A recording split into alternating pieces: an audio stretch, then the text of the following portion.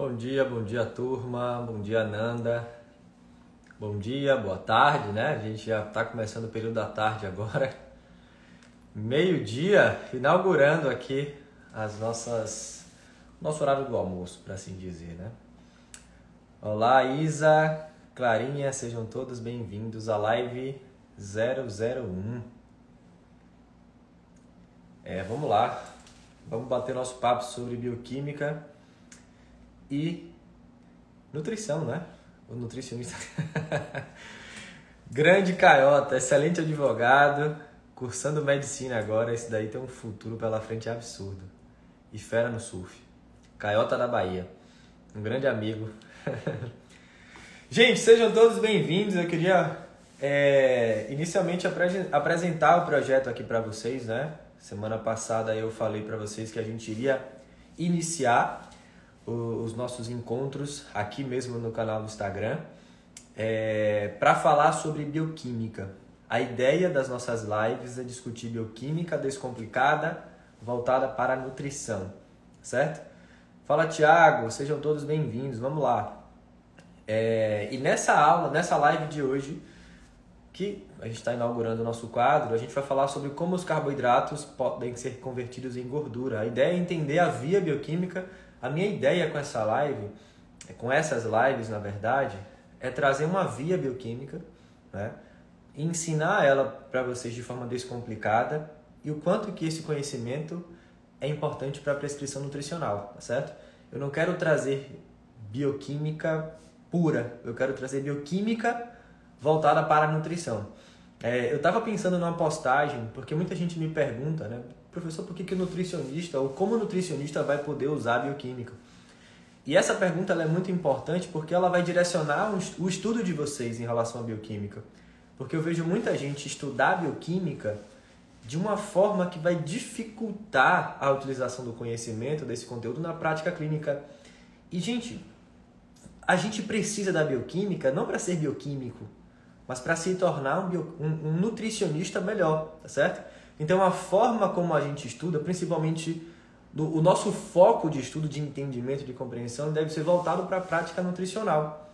Então, é isso que a gente precisa entender. Por isso que a gente vai falar de bioquímica descomplicada e voltada para a nutrição. Eu não vou mostrar para vocês a via pelo qual os carboidratos, os substratos, enfim, eu quero que vocês entendam esse conceito bioquímico em relação à prática. Sim, isso vai me ajudar em quê?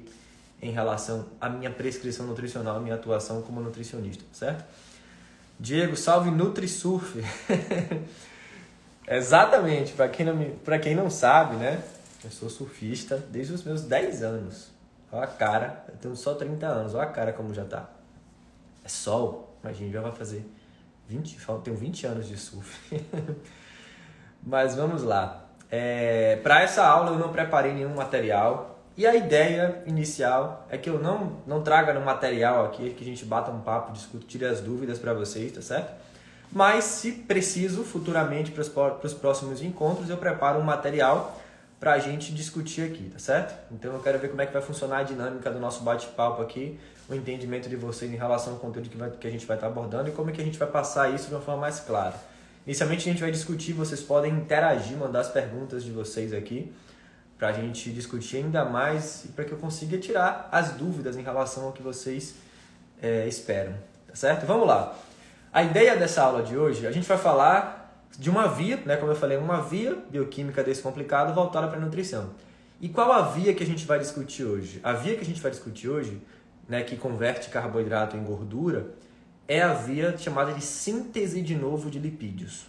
Muita gente perguntando, vai ficar gravada? Aqui no Instagram não, a live não vai ficar salva aqui no meu Instagram. Eu vou salvar ela, vou colocar no meu canal do YouTube. A princípio, eu não sei se esse material vai ficar disponível para sempre no meu canal do YouTube, tá certo? Pelo menos 24, 48 horas eu vou deixar esse material de hoje no meu canal do YouTube, mas aqui no meu Instagram ela não vai ficar salva. Eu vou baixar o vídeo do nosso encontro, vou colocar no meu canal do YouTube, mas eu não sei quanto tempo esse conteúdo vai ficar disponível. Então, quem não está assistindo aqui ao vivo, corre no máximo amanhã ou ainda hoje mais tarde para assistir esse conteúdo, certo? Então, vamos lá. Vamos lá, gente. O que acontece? A via, como a gente estava falando, é a via chamada de síntese de novo de lipídios. Por quê? A síntese de novo de lipídios é uma via que pega um substrato, um nutriente, na verdade não é um nutriente direto, é um substrato que esse nutriente pode gerar e converte ele em lipídios. É a síntese de uma molécula de ácido graxo. Porque olha só, a síntese de gordura, a síntese de tecido adiposo, ela depende de dois passos principais. O primeiro é você ter a molécula de ácido graxo, a molécula de lipídio, e o segundo é você guardar esse lipídio dentro do tecido adiposo. Então, para você engordar, não basta apenas você sintetizar a gordura, você tem que armazená-la no tecido adiposo. A síntese, de novo, é a via que ela faz a seguinte questão. Ela é responsável por pegar um intermediário chamado de acetilcoenzima A. Se vocês olharem os livros de bioquímica, vocês vão ver que tudo converge para o acetil-CoA. A gente tem carboidrato, proteína e lipídio. Eles convergem para o acetil-CoA e esse acetil-CoA é como se fosse o intermediário de diversas outras vias. É ele que entra no ciclo de Krebs, por exemplo. Então, carboidrato, proteína e lipídio podem gerar esse acetil-CoA. E essa síntese de gordura a partir dos carboidratos, ela não começa da molécula de glicose. A molécula de glicose precisa ser quebrada em duas moléculas de piruvato, depois quebrada em um acetil-CoA. Esse acetil-CoA que vai ser utilizado para a síntese de gordura, tá certo? Então a síntese, de novo, envolve a conversão de uma molécula de acetil-CoA, ou seja, o meu corpo vai pegar uma molécula de acetil-CoA com 2 carbonos e vai converter ela em um ácido palmítico, que é um ácido graxo saturado de 16 carbonos. Professor, e o carboidrato entra onde aí? Qual o papel do carboidrato nessa conversão de acetil-CoA em gordura? O carboidrato vai fornecer o acetil-CoA, certo? O carboidrato pode ser um dos fornecedores de acetil-CoA, seja a glicose, a frutose faz isso com muita facilidade, né? Porque o controle de frutose até acetil-CoA ele é baixo, o corpo não tem tanto controle, então é muito mais fácil para o corpo converter uma molécula de frutose em acetil-CoA do que uma de glicose ou do que uma molécula de aminoácido, tá certo? Mas a matéria-prima básica é o acetil-CoA. Basicamente, entendendo isso, olha só que interessante, né? Eu sempre falo essa frase, acho que vai ser o meu jargão. Olha só que interessante. Entendendo que o que o corpo utiliza para fazer a gordura não é a molécula de glicose, e sim um intermediário dela, que é o acetil-CoA, e que o acetil-CoA não é intermediário só da glicose, a gente sabe que não basta apenas ter carboidrato. Não basta apenas ter uma molécula de glicose lá que ela vai falar, olha, vou virar acetil-CoA, não gostei de você, fígado, infelizmente vou virar acetil-CoA aqui porque eu tô afim. Não é bem assim que funciona. Existe todo um ambiente necessário para que o corpo faça. Glicose, venha cá. Infelizmente eu vou ter que pegar uma glicose com 6 carbonos, vou quebrar ela em 2 moléculas de piruvato, cada uma com 3 carbonos. Depois eu pegar essa molécula e transformar em acetil-CoA, depois para fazer gordura. Para que isso aconteça, a gente precisa de um contexto. Um contexto onde o seu corpo esteja precisando de um ácido graxo. Às vezes você quer fazer membrana. A gente acha que fazer gordura vai só te engordar. Mas isso não é verdade. Toda vez que você duplica uma célula, você faz gordura para a membrana celular, fosfolipídio. Né? É uma bicamada fosfolipídica a nossa membrana. Então o crescimento celular depende de gordura, tá certo? Ou num contexto onde a célula precisa de gordura, ou num contexto de excesso de energia, onde o seu corpo fala, olha, infelizmente glicose, e a gente não precisa de ATP agora, o Luan está sentado assistindo TV, a gente não precisa de glicogênio, porque está tudo cheio, infelizmente a gente não precisa de ribose, né? Porque o estoque está cheio também, então a gente vai ter que transformar você em gordura. E quando o corpo faz isso, olha só que bacana, quando o corpo decide, preste atenção, isso é importante, isso explica uma das coisas mais importantes do estudo da bioquímica por parte dos nutricionistas e estudantes de nutrição. Entender o motivo, o contexto, a razão. Se isso acontece é porque tem algum sentido. E olha só que interessante. Quando o seu corpo escolhe pegar uma molécula de glicose para fazer gordura, ele dá adeus para essa glicose. Quando ele faz isso, é porque aquela glicose não é necessária para ele em nenhuma outra circunstância. Porque uma vez que ele pegou a glicose, quebrou acetil-CoA e formou ácido graxo, A conversão desse ácido graxo, ou seja, para aqueles carbonos que agora estão na gordura, que vieram do carboidrato, que agora estão na gordura, para voltarem esse carboidrato de novo no seu corpo, isso não vai acontecer. Tá certo? Que é a gliconeogênese a partir da gordura. Não tem, né? Alguns estudos até trazem a produção de glicose a partir de corpos cetônicos, mas é um custo muito alto, o saldo é negativo, seu corpo gasta mais para fazer. Tá certo? Mas entenda que quando o seu corpo decide pegar a glicose, ele fala: glicose, tchau, não quero mais te ver por aqui. Vai embora. Ou seja, é porque ela não é necessária. Então, nesse contexto onde ela não é necessária, significa dizer que o seu glicogênio está cheio. Porque se tivesse necessidade de glicogênio, ela não ia virar gordura. Então, você está com o glicogênio cheio. Você não está dependendo de energia. A sua demanda de energia não é alta. Porque se houvesse demanda de energia, o corpo ia usar essa glicose para fazer energia. Tá certo? Então, entenda que quando o corpo faz isso é porque ele não precisa mais daquela glicose. Então, todos os possíveis destinos da glicose não são necessários naquele momento. Ele perde aquela molécula de glicose. E a gente sabe que garantir níveis mínimos normais de glicose, principalmente na sua corrente sanguínea, é essencial. Fiz uma postagem ontem falando sobre o porquê que seu corpo converte aminoácido em glicose. Porque ele precisa, ele necessita de glicose. A gente não vive sem glicose. Ah, professor, mas a low carb, no carb. Quando você faz isso, você obriga o seu corpo a fazer. Ele faz, porque é essencial à vida. Ter níveis mínimos de glicose. Tá certo? O professor, se tivesse um desenho, ficaria mais fácil. Verdade, Paulo. Excelente dica. Nas próximas lives, eu vou tentar trazer pelo menos uma imagem de uma via aqui para a gente discutir. Precisa de gordura mesmo? Precisa. Gordura é importante para a vida, é essencial à vida. Não é à toa que o nosso corpo guarda, né? Imagine o nosso corpo guardar algo que não é importante para ele. Gordura é tão importante que a gente guarda. E apesar da gente pensar que a gordura serve só para ser o nosso estoque energético, não. Né? A partir da gordura a gente produz moléculas lipídicas, produz hormônios, por exemplo. A gente produz membrana plasmática, enfim. Né? Então, isso é importante. Então, esse é o sentido, né, da conversão de glicose em gordura. É quando há um ambiente favorável, leia superávit calórico, né? Ou quando há uma necessidade. Porque muita gente fala assim, mas eu vi um estudo lá que tal substância, que a glicose, mesmo em déficit calórico, foi convertida em gordura. Sim, qual a relevância disso para o emagrecimento? Nenhuma. Isso não significa que vai te engordar. Ser convertida em gordura é diferente de engordar. Engordar é quando você aumenta o seu estoque.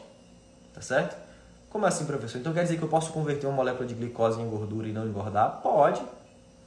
Você faz isso o tempo inteiro, quando o seu corpo quer fazer mais membrana. Ele pode fazer isso, sabe? Então, ser convertido em gordura é diferente de engordar. Baseado nisso, a gente pode entender de forma bem clara, que o problema do ganho de gordura não é a glicose em si, é o ambiente em qual ela está inserido. Então, é o contexto. Entendendo isso, trazendo isso para a prescrição nutricional, se você entende as vias, se você entende como é que funcionam as coisas, você sabe que você não precisa ter medo de prescrever carboidrato. Ou também você sabe que você não precisa ter medo de não prescrever. Porque eu sei que tem gente que fica com medo de prescrever e tem gente que fica com medo de não prescrever, achando que não colocar carboidrato na dieta vai causar algum tipo de prejuízo. Então a questão é você entender como funciona para saber quando utilizar ou quando não utilizar, tá certo? Isso é importante. Pode ocorrer excesso de armazenamento de gordura? Pode, Yasmin. A obesidade é o excesso de armazenamento de gordura. Né? Entenda o seguinte, armazenar gordura é algo fisiológico. Como assim, professor? É algo normal que não causa nenhum mal para o seu organismo. Ter gordura corporal é algo normal.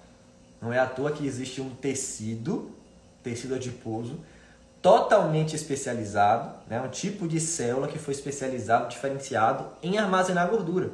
Então ela existe apenas para armazenar gordura, principalmente para armazenar gordura. Então se existe uma célula no seu corpo, um tecido no seu corpo, né? Que foi feito exclusivamente para esse fim, é porque isso não é ruim. Então armazenar gordura não é ruim. O excesso, quando você sobrecarrega, né, essa capacidade do seu tecido adiposo de guardar gordura, isso traz excesso, certo? E isso traz prejuízo. Mas guardar gordura em si não é prejudicial, pelo contrário, é essencial. Ter gordura é essencial. Por mais que as pessoas possam achar, eu quero ficar zero gordura. Não tem como ficar zero gordura. É possível, você morre. Tá certo? Então, você pelo menos tem alguns prejuízos metabólicos importantes. Então o problema não é ter gordura, o problema é ter excesso de gordura. Lipogênese acarreta em aumento da produção de CO2? Lipogênese? Não.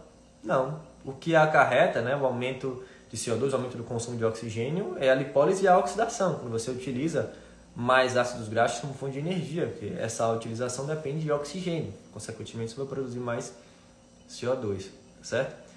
Isso afeta a dislipidemia em indivíduos eutróficos, essa conversão? Mari, excelente pergunta. Essa conversão em excesso é o que contribui, por exemplo, para o aumento da trigliceridemia, né? Levando a um quadro de hipertrigliceridemia. Porque o aumento de triglicéridos é decorrente de uma maior produção hepática ou de uma maior chegada de ácidos graxos no seu fígado. Então, o seu fígado pode exportar mais triglicéridos por dois motivos. Primeiro, porque ele está produzindo muito, você está dando muita caloria, muito carboidrato, ou você está dando muita caloria e muita gordura.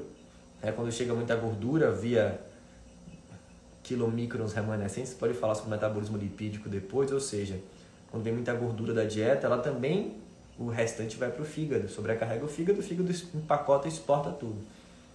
Mas principalmente pela produção hepática de gordura, os triglicéridos, vão lá em cima. Tá certo? Tem uma pergunta aqui na caixinha. Professor, então uma dieta totalmente pobre em gordura não faz muita diferença, certo? Visto que o consumo de carboidratos supre a quantidade de gorduras que o nosso corpo precisa.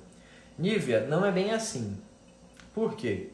Porque existem ácidos graxos chamados de essenciais. E por ser essencial, seu corpo não produz.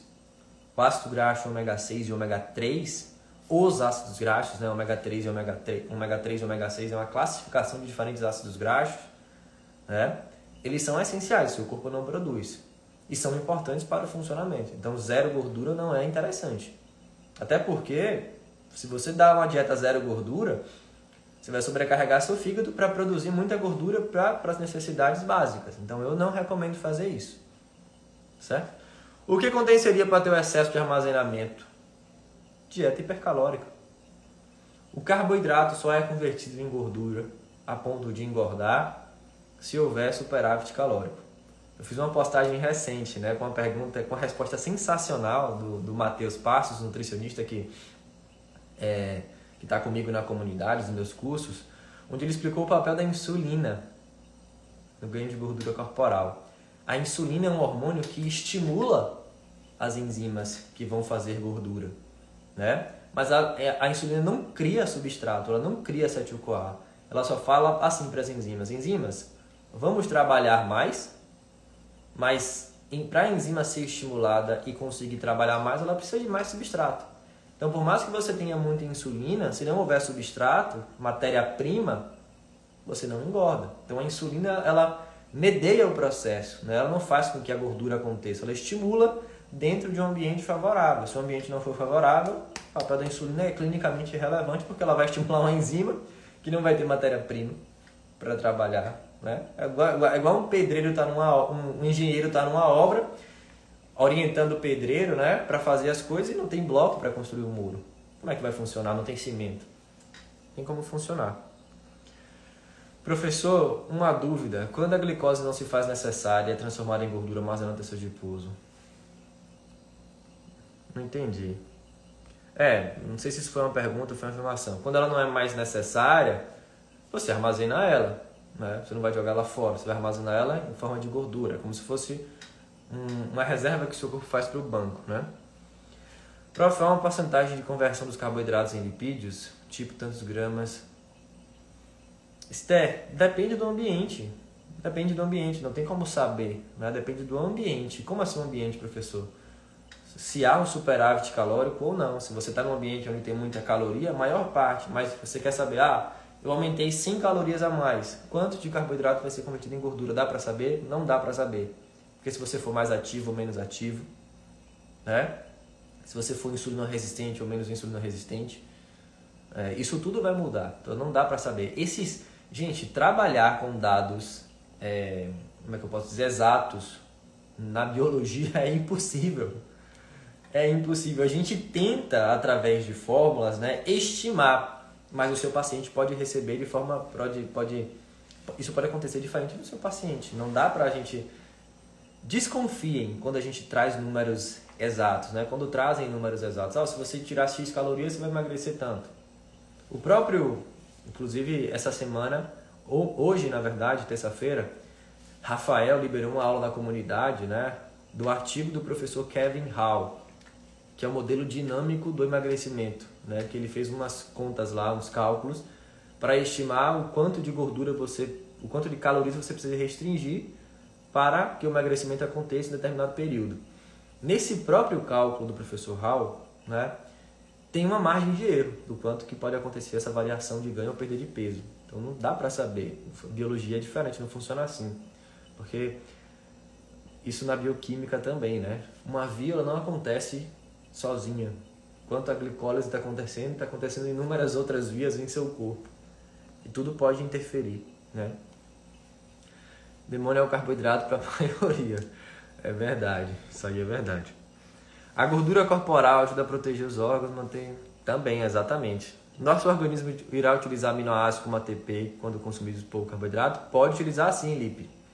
Pode utilizar. Os aminoácidos também podem ser utilizados. O esqueleto de carbono pode ser utilizado para fazer glicose ou para fazer energia. Existem aminoácidos que são classificados como glicogênicos, que podem gerar glicose, e cetogênicos, que não podem gerar glicose. Por exemplo, os aminoácidos de cadeia ramificada, né, principalmente a leucina, é um aminoácido cetogênico. A valina é glicogênico.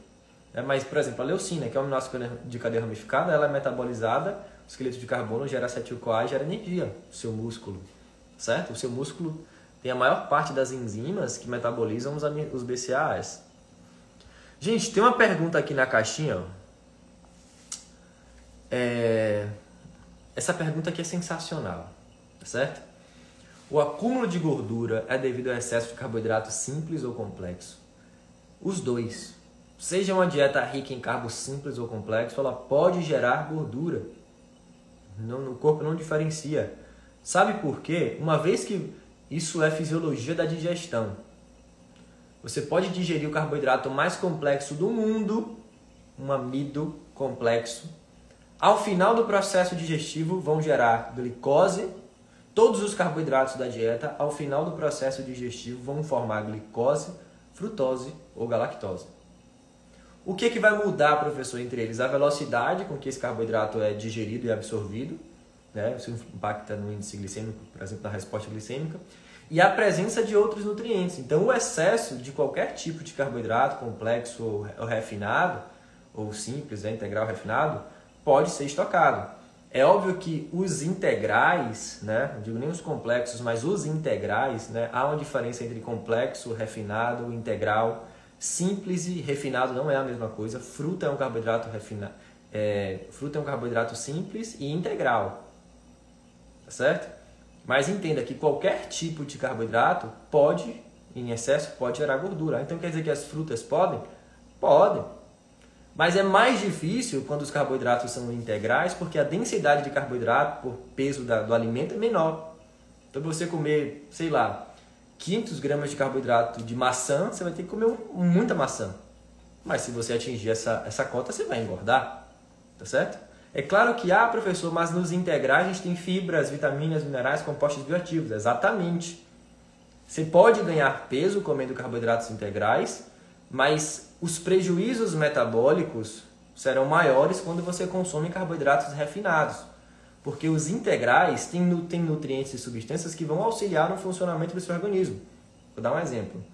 Quando o seu fígado sintetiza muita gordura, por exemplo, no caso da frutose, né? Frutose em excesso faz seu fígado sintetizar muita gordura. Essa gordura pode se acumular no fígado, levar a um quadro de esteatose hepática, se agravar e, na pior das hipóteses, levar a um quadro de cirrose. Beleza. Só que o problema não está necessariamente no excesso de gordura no seu fígado. O problema está na inflamação, no aumento do estresse oxidativo que esse excesso de gordura gera no seu fígado. Então, quando você tem muita gordura no seu fígado, esse excesso de gordura aumenta a produção de radicais livres, agride, inflama, lesiona as suas células. E aí isso faz com que essas células tentem recuperar, produzem tecido fibroso, por exemplo, né? E aí você tem o quadro cirrótico na pior das hipóteses. Então o problema do excesso de gordura é a agressão que ela gera no seu fígado, beleza? Só que quando essa agressão acontece, né? Se você tiver uma dieta rica em compostos antioxidantes, por exemplo, em nutrientes que vão diminuir essa agressão, o efeito prejudicial vai acontecer, mas vai ser menor do que numa dieta pobre em vitaminas, minerais e compostos antioxidantes. Vocês conseguiram entender a diferença? Um é um ambiente sem nada, sem efeito protetor nenhum. O outro é um ambiente que está sofrendo agressão, mas está com substâncias que estão protegendo, retardando. Não quer dizer que isso futuramente não faça algum mal. Vai fazer. Mas o prejuízo vai ser menor. Vocês entenderam? Então, é muito difícil você desenvolver alguma esteatose hepática, algum tipo de doença, quando você tem um consumo de carboidratos integrais, que tem outros nutrientes, quando comparado aos refinados, que não tem. Então, isso pode acontecer? Pode. Na verdade, pode. A bioquímica está ali explicando, mas é difícil disso acontecer porque você tem outros nutrientes que são importantíssimos para a redução dos danos, né? Às vezes a gente pensa que o problema é só a agressão que isso vai causar. Mas o problema é na agressão que isso vai causar e na capacidade do seu corpo de se proteger. Por exemplo, é impossível você viver sem radicais livres. É impossível. Eu estou respirando aqui, vocês estão respirando, você está produzindo espécies reativas de oxigênio. Isso é natural. Só que a sua célula, sua mitocôndria, tem muita superóxido desmutase que vai controlar essas espécies reativas de oxigênio. Então o problema não é produzir, é a sua capacidade de combater. Então quando você consome carboidratos integrais, por mais que em excesso esses carboidratos possam ser convertidos em gordura, você pode engordar, mas a inflamação, os prejuízos metabólicos vão ser serão menores, porque você vai ter uma gama de nutrientes que vão proteger. Então, o raciocínio não é só esse. Como o carboidrato gera gordura, vamos cortar tudo, fruta, verdura. Esse raciocínio é errado, certo? Mas pode acontecer, sim.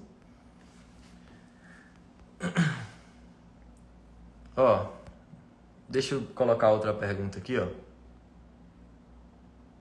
Gente, essa aqui é interessantíssima. Relação dos carboidratos com diabetes. Essa aqui é uma pergunta que é uma questão que gera muitos mitos. Inclusive, amanhã, na aula de número 7 da Comunidade Conhecimento Liberta, a gente vai falar sobre prescrição de carboidratos na síndrome metabólica e na obesidade. Tá certo? Mas vamos lá. Por que essa questão é uma questão interessante? Porque muita gente já acredita que a culpa do diabetes são dos carboidratos. Mas isso não é verdade. O que leva ao quadro de resistência à insulina é o excesso de gordura, que pode ser decorrente do excesso de carboidrato e também do excesso de gordura. Porque o que vai causar, do ponto de vista celular, né, o quadro de resistência à insulina, ao ponto da sua célula tá ali bonitinha, a insulina está se ligando no receptor e não está gerando a resposta necessária, essencialmente, é a inflamação que essa célula sofre. E essa inflamação, esse estresse oxidativo aumentado, gerando essa inflamação. Gente, sempre que a gente fala de estresse oxidativo e inflamação, tem uma relação, tá certo? Por quê? Estresse oxidativo é o aumento da produção de espécies de radical livre, né? E a sua baixa capacidade de combatê-lo. Significa que você está produzindo radical livre e ele está agredindo. Se ele está agredindo, você tem inflamação. Então, estresse oxidativo gera inflamação, porque vai gerar agressão. Entenderam? Então, estresse oxidativo e inflamação se complementam. Não são coisas parecidas, mas um leva ao outro. Beleza? Então, o excesso de calorias, o excesso de gordura, aumenta a produção de espécies reativas de oxigênio, gera inflamação na sua célula e essa inflamação acarreta em defeitos na ação da insulina. Então, essa inflamação não foi ocasionada diretamente pela molécula de glicose que chegou lá e falou, ó, acabou todo mundo. Pode acontecer? Pode. Você tem estresse oxidativo pela produção de produtos finais de glicação avançada, você tem também, mas o excesso de caloria, de energia na sua célula, de gordura, também vai ocasionar esse quadro. Então, o problema do diabetes e da obesidade não foi porque fulano comeu muito biscoito recheado. Ah, porque biscoito recheado é rico em açúcar. Avalie a quantidade de gordura que tem no biscoito recheado. Não saio daqui agora não, mas eu vou fazer isso depois. Vou olhar na internet o rótulo de biscoito recheado, a gente vai comparar. É rico em açúcar? É rico em gordura hidrogenada também. Rico em gordura, né? Mas enfim, é um ambiente com muita caloria, é o superávit calórico, é dieta ruim, né? Sem controle da quantidade de vitaminas, minerais, né? Sem adequação da ingestão desses nutrientes. Então, o carboidrato pode ocasionar, a gordura também. Dentro do ambiente desfavorável, elas vão gerar um quadro de diabetes. Então, o problema não é que o carboidrato estava ali, estimulou sua insulina falou, olha, você está mandando muito carbo aí, eu não quero mais trabalhar não. Não é bem assim. É o ambiente em que ela está inserida. Sabe por quê? Atletas consomem quantidades absurdas de carboidrato e não sofrem com isso. Porque o carboidrato que é consumido é, como é que eu posso dizer, metabolizado, a energia, a demanda de energia é alta. Então, o que eu quero que vocês entendam é que a culpa do diabetes não é do carboidrato, é do ambiente hipercalórico em que esse carboidrato está inserido, tá certo? E isso é importante a gente entender, porque trazendo para a prática nutricional, quando você entende que não é o carboidrato que diretamente estimula lá a resistência à insulina, é o excesso de calorias que pode ser gerado por esse excesso de carboidrato, você sabe que não vai adiantar nada você fazer uma dieta low carb, cortar carbo, tirar carbo da dieta, apesar dela ser muito legal no quadro de diabetes tipo 2, ela é interessantíssima, eu utilizaria inicialmente, mas se você não controlar a ingestão calórica, não controlar a ingestão de nutrientes, não vai funcionar. Né? É aquelas dicas de boteco, de boa forma, que o pessoal corta carbo e come bacon. Tira lá o seu pão no café da manhã e consome bacon frito. Me diga qual o benefício que isso tem para o controle do diabetes.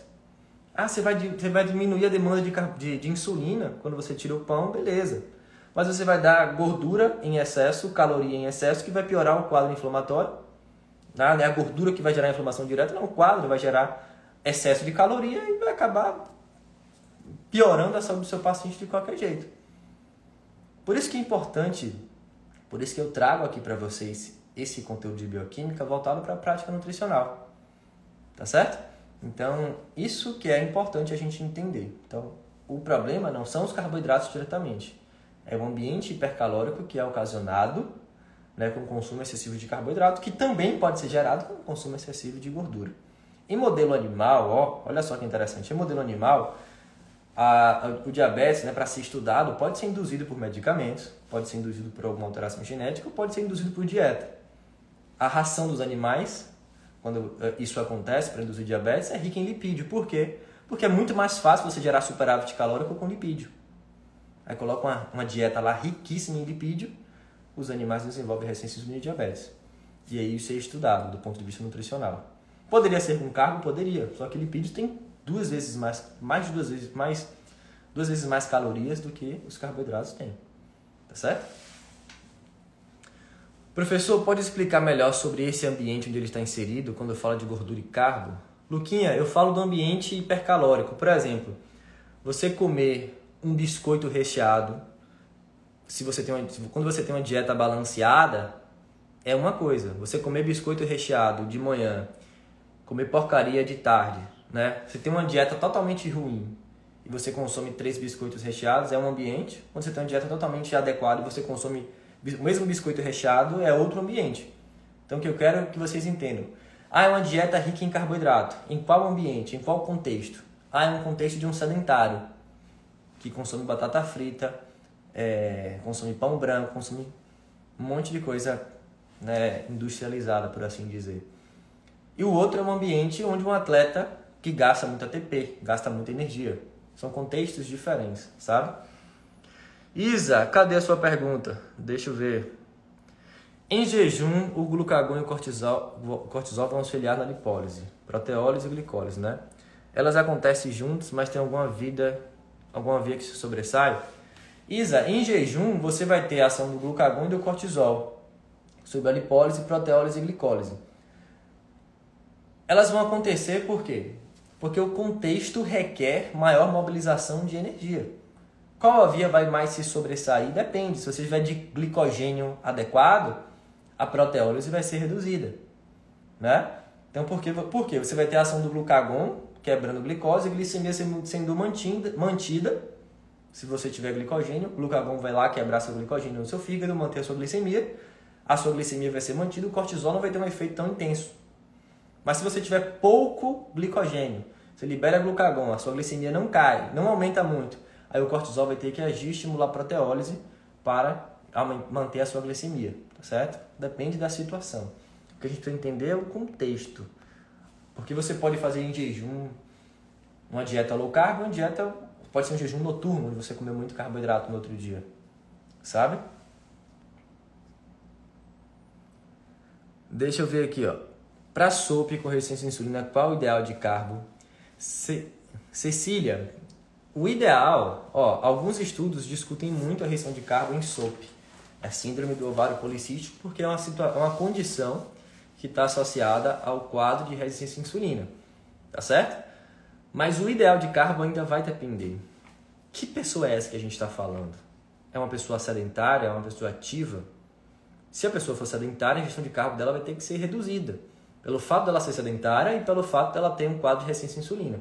Se ela for ativa, a ingestão de carbo vai poder ser maior do que aquela pessoa que é sedentária. Mas ainda assim vai ser menor do que uma pessoa que não tem SOP. Vocês conseguiram entender que a prescrição de carbo não é relacionada diretamente à condição patológica da pessoa. SOP só pode 30% de carbo, não é bem assim. Quem é essa pessoa com SOP? Como é o estilo de vida dela? Tudo isso vai interferir. Gente, olha só. Os consensos, as diretrizes de prescrição de carbo trazem valores com uma faixa altíssima. De 40% a 60%, a variação de 20% para indivíduos normais, né? Para atletas, varia de 3 a 12%. O que vai definir se eu vou usar 40 ou 60? 40 ou 60, teoricamente, seria uma dieta normal de carboidrato. Mas o que vai definir se eu vou usar 40 ou 60? É a análise que você, nutricionista, faz do seu paciente, do estilo de vida, do contexto em que ele está inserido, do objetivo. Por isso que nas provas, né, as provas que eu montava na graduação, eu cobrava muito justificativa. Porque, vamos supor, eu dei um caso clínico para o aluno responder, e aí teve aluno que colocou 40 e outro colocou 60. Até então, são 2 alunos que acertaram se o quadro exigia uma ingestão normal de carboidrato. Mas na prática, um ofertou 200 e outro ofertou 300 de carboidrato. Vai fazer uma diferença absurda para o mesmo paciente.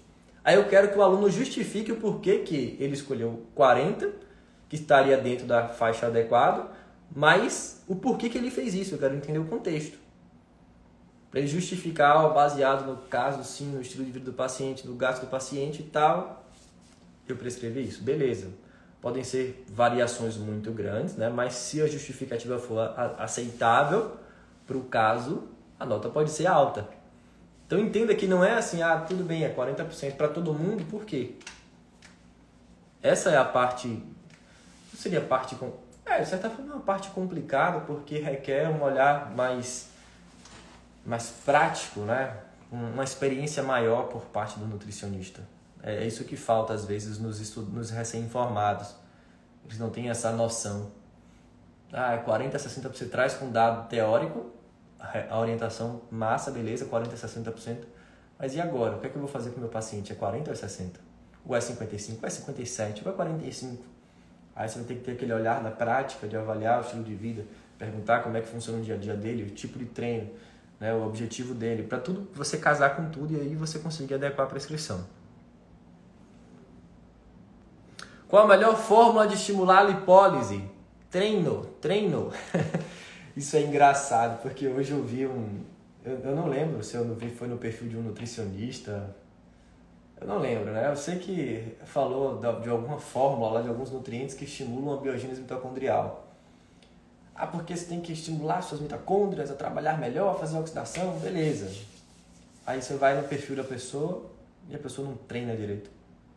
Aí eu pergunto, do que adianta você encher de nutriente o indivíduo para melhorar a biogênese mitocondrial se o melhor que ela poderia fazer pelas suas mitocôndrias é treinar e ela não treina? Gente, eu não vejo sentido em você prescrever formulações de biogênese mitocondrial, de substâncias que vão melhorar a função da sua mitocôndria, se você não treina. Ah, professor, mas poderia melhorar. Poderia, mas tem uma forma muito mais fácil, mais barata e que vai funcionar. E você não orienta o seu paciente a fazer isso. Eu vou prescrever treino? Não. Você vai falar, fulano, você precisa treinar. Aí se a pessoa treinar, tudo bem. Vamos potencializar o efeito do treino com tal substância, tal nutriente. Por mais que o efeito seja pequeno, faz muito mais sentido na minha cabeça você pensar em estimular a biogênese mitocondrial de um indivíduo que é ativo. Ah, então tem que treinar, fazer músculo. Não, se exercite, se movimente. Você não precisa ser atleta, né? Isso é muito mais importante. Aí eu vejo muita gente com fórmula para estimular a lipólise em casa assistindo Netflix. Isso não faz sentido em minha cabeça. Nunca vai fazer, gente. Nunca vai fazer. Certo? Então, isso é importante a gente entender. Porque o abacaxi, mesmo sendo anti-inflamatório, inflama o paciente com lipedema. O corpo dela não tolera nada de carboidrato.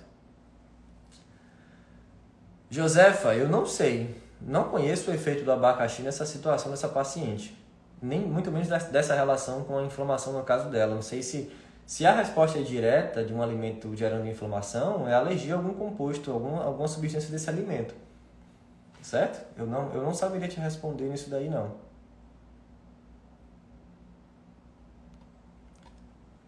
Professor, como ocorre a queima de gordura no processo de emagrecimento? Sempre leio sobre...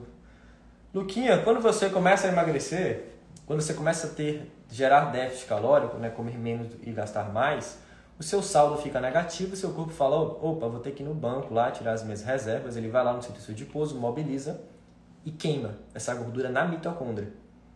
Você oxida as gorduras nas mitocôndrias. Você oxida ela CO2, né, formando água durante o processo, tá certo? Né? Mas a principal forma de excreção é via CO2 e aí você excreta. Considerando que você faz isso e não armazena novas moléculas de gordura, aí você emagrece. Porque não adianta você estar de segunda a sexta oxidando lipólise, oxidando, aí chega sábado e domingo você...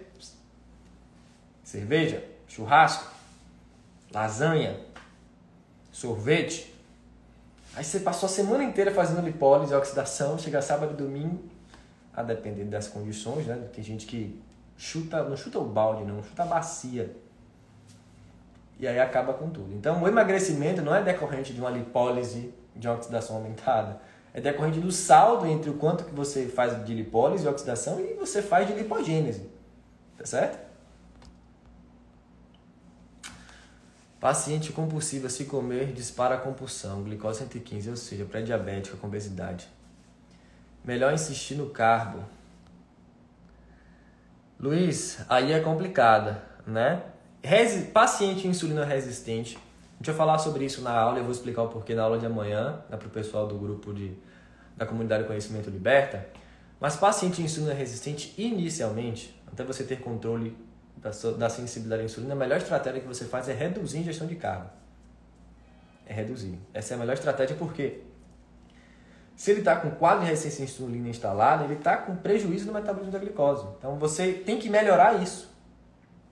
Ah, professor, mas o senhor falou que a culpa disso não foi do carboidrato. Não foi, ele não foi necessariamente diretamente o culpado.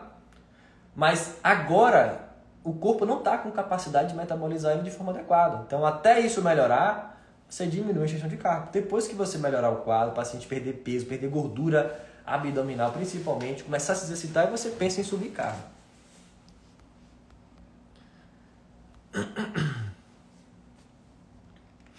Ó, biogênese mitocondrial, otimização enzimática, intervalado de alta intensidade e contínuo. O que estimula mais o quê? Boa pergunta, Ivan. Se tem no intervalado de alta intensidade ou contínuo? Essa é uma pergunta que gera discussão, né, no meio da educação física. Eu já vi alguns profissionais defendendo, eu não sei te dar certeza nessa pergunta, certo? Em relação a efeitos do treino sobre esse processo, eu não saberia te responder, né? Baseado no que eu entendo sobre adaptações fisiológicas e metabólicas do exercício, para mim, fazendo ou intervalado de alta intensidade ou contínuo, funciona, né? Então, eu não saberia te dizer, te responder com certeza qual estimularia mais. Isso eu vou ficar te devendo. Mas, na dúvida, faça algum dos dois, né? A recomendação. Na dúvida, você faça algum dos dois. Para um bom ganho de massa magra, performance para atletas, porém com a menor conversão possível de gordura no superávit. João, aí você está querendo saber o quanto de superávit calórico para potencializar a hipertrofia sem ganhar gordura, né? Tem artigos que discutem isso. E, pasmem, a faixa para isso acontecer pode variar de 200 a 1.000 quilocalorias, ou de 5 a 10% ou até 40% a mais de calorias na dieta. Depende do indivíduo. Por exemplo, indivíduos destreinados que tendem a ganhar gordura de forma mais fácil, ou ganhar músculo de forma mais fácil, é muito mais fácil para um indivíduo que tem pouco músculo ganhar músculo do que um indivíduo que já é musculoso. Esse superávit calórico pode ser maior, porque ele é menos resistente ao anabolismo. Indivíduos treinados, você geraria um superávit menor, porque eles são mais resistentes ao anabolismo, certo? Mas a faixa pode chegar até 1.000 quilocalorias a mais por dia. E em relação ao carbo, a ingestão de carbo para hipertrofia muscular depende mais do estilo de vida do que do treino em si. Por quê?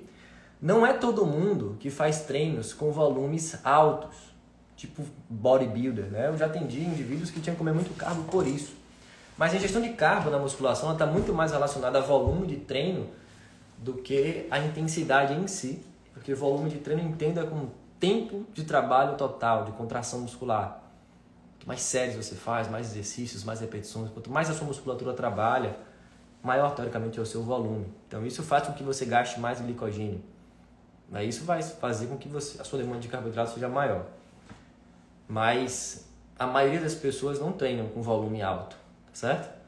Muita gente não é adaptada a isso. Mas enfim, aí você avalia o estilo de vida. Como é a pessoa mais sedentária, passa mais tempo sentado, em pé. A partir disso você faz a prescrição, adequa a prescrição.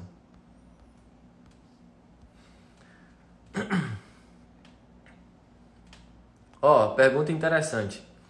Você acha que é preciso diminuir a quantidade de carboidratos para contribuir com o emagrecimento? Pode ser que sim, pode ser que não. O ponto-chave para o emagrecimento vai ser o déficit calórico. Se você vai fazer esse déficit calórico de carbo ou de gordura, aí depende. Eu não recomendo fazer déficit calórico de proteína. Não faz o menor sentido você privar a proteína da dieta do seu paciente. Fazer dieta hipoproteica. Não faz o menor sentido o metabólico. Certo? Mas pode ser com carboidrato se ele for pouco ativo, um déficit calórico de carboidrato, ou pode ser com lipídios se ele for muito ativo. Por exemplo, quando eu atendo pacientes de crossfit ou atletas que treinam de forma intensa, ou pessoas que fazem um treinamento intensivo, seja de crossfit ou de qualquer outro, eu priorizo fazer o déficit calórico a partir das gorduras. Porque eu quero garantir carboidrato para manter glicogênio e para manter o treino bem, treino adequado. Mas quando eu atendo sedentários, que fazem academia, musculação, aquele peso colorido, eu faço o déficit de carbo, porque o gasto de glicogênio vai ser baixo. Então é muito mais interessante você privar carbo quando o indivíduo tem um baixo gasto de glicogênio, quando é sedentário, do que quando o indivíduo tem um alto gasto de glicogênio, quando ele é ativo. Então você pode fazer déficit calórico de carbo ou de lipídio. Gasta pouco glicogênio, déficit de carbo. Gasta muito glicogênio, déficit de lipídio, para não comprometer a performance. Certo? Então não é regra, depende muito do paciente.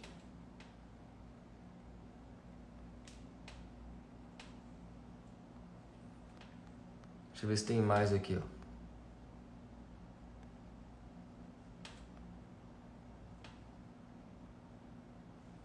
Cadê? Essa pergunta aqui, ó. Diferença entre os carboidratos simples e complexos. A gente falou sobre isso no impacto do ganho de gordura, né? A gente viu que teoricamente o impacto é o mesmo, mas os carboidratos integrais, não simples e complexos, têm nutrientes que vão melhorar a sua saúde. Mas o que caracteriza um carboidrato simples ou complexo é a estrutura molecular. Como assim, professor? É a forma química.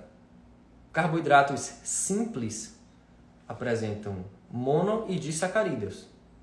Glicose, galactose, né, frutose, maltose, sacarose. Esses são carboidratos simples. Podem estar presentes em alimentos integrais. Frutas são alimentos integrais que apresentam carboidratos simples.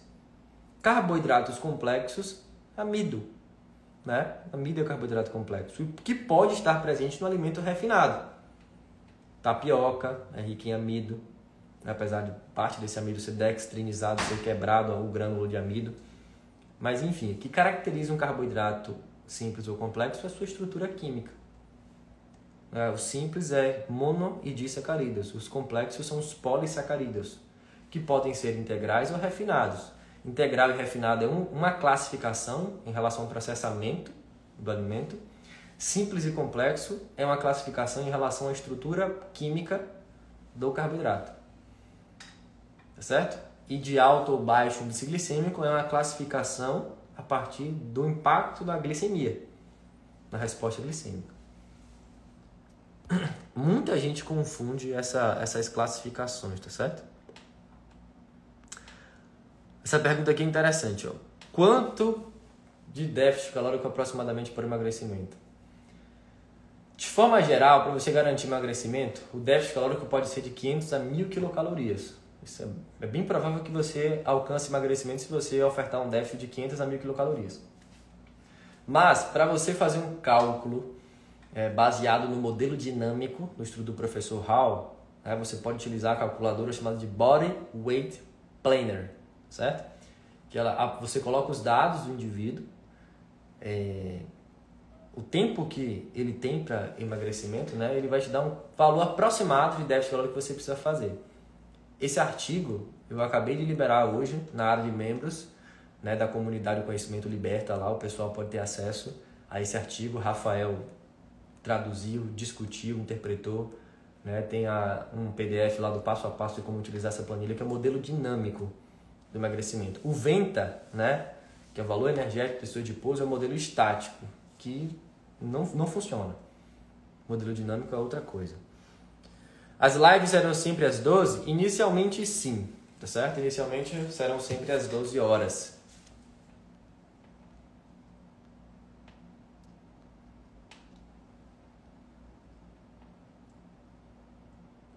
Deixa eu ver se tem mais outra pergunta aqui.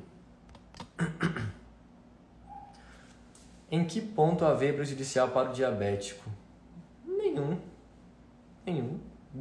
Aí o prejuízo da aveia vai depender do contexto. É muita aveia que o paciente consome a ponto de ofertar superávit calórico e prejudicar a saúde dele, sabe? Repete o nome da ferramenta. É body, de corpo em inglês, weight, que é peso em inglês, planner, de planejamento, né? O planejador, né?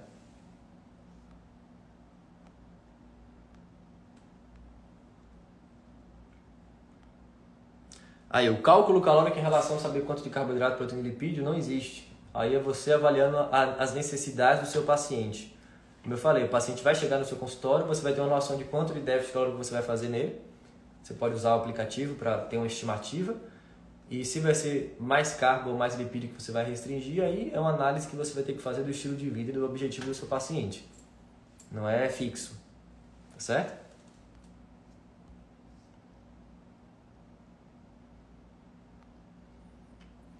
Por quanto tempo permanecer com o mesmo déficit calórico? Aí, olha, não é algo fixo, sabe? O que acontece? Nesse planejador, né, do estudo do professor Hall, por exemplo, ele dá uma estimativa de déficit calórico e sugere você manter esse déficit calórico até o paciente atingir o peso. Depois que o paciente atingir o peso, a meta de peso, você faz uma dieta normocalórica. Inclusive, ele traz lá o valor de dieta normocalórica. Então, você vai manter o déficit calórico até o paciente atingir o peso. Você pode alterar por questões de adaptação. O paciente não gosta, fiz um déficit calórico muito agressivo, o paciente não se deu bem porque teve que comer menos. Mas pensando em atingir o peso, nesse aplicativo, no modelo dinâmico do emagrecimento, ele orienta, ele faz uma estimativa do tempo que você quer, né, atingir o peso, né, do peso atual e da meta de peso, dos dados do paciente, ele dá o quanto que você precisa restringir e como é que vai se dar a perda de peso.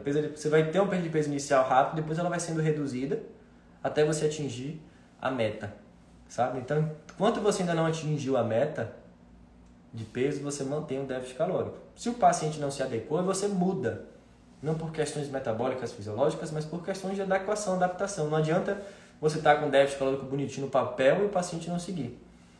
O efeito platô. O efeito platô, Ju, é essa redução na taxa de perda de peso. Mas ele ainda continua perdendo. O tempo só vai ser maior. Certo? A perda de peso ela vem assim, ó. Ela vem inicialmente rápida, depois a taxa de perda vai reduzindo, mas ela ainda vai mantendo. É só você manter o déficit por mais tempo. Efeito platô não é que o paciente nunca mais vai emagrecer, não é que a taxa de perda de peso ela vai sendo reduzida. Tá certo? Exatamente. Mila escreveu aí, ó. Body Weight Planner. Gente, esse não é esse aplicativo tá no site do Instituto de Saúde dos Estados Unidos, tá certo? É baseado no estudo do professor Hall. Quem quiser saber mais sobre o estudo, se inscreve na comunidade O Conhecimento Liberta, que a gente liberou uma aula sobre esse estudo hoje, né? Além dessa aula, tem um monte de artigo lá que Rafael discutiu, tem aulas comigo, aulas com o Matheus também, tem muito conteúdo.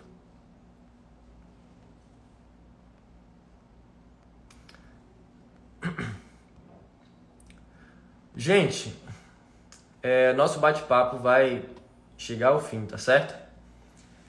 Depois que chegar nesse efeito platô, o que fazer? É isso, você precisa planejar certinho a perda de peso e o déficit calórico necessário. O efeito platô vai ser aquela diminuição da taxa de perda de peso.